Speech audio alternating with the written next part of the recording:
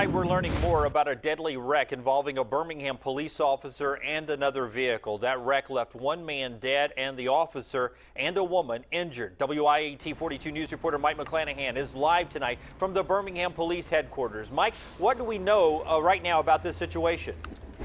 Well, Jim, there's still some questions I'm working to answer, but what I can tell you is that the officer is recovering at home tonight. The woman who was injured at last check was still in the hospital, according to police, and we also now know the name of the man who was killed in the other vehicle.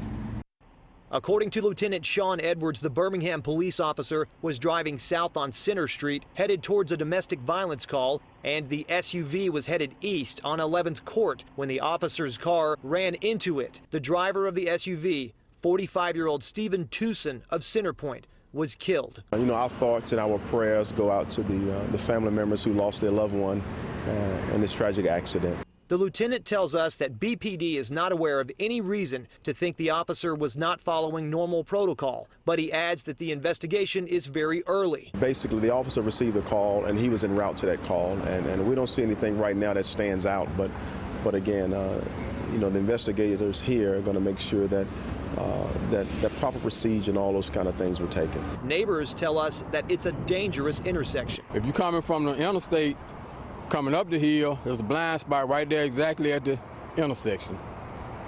And you can't see one way or the other. Now, Birmingham police are in fact investigating this accident with their traffic homicide investigation unit. But what we don't know right now is whether or not the officer was wearing a body camera, or for that matter, whether or not the patrol car had a camera, because quite frankly, some of them do and some of them don't. Lieutenant Edwards assures me that whatever happened, the investigators will get to the bottom and get a complete picture of it. For now, live in Birmingham, Mike McClanahan, WIAT 42 News. Coverage you can count on.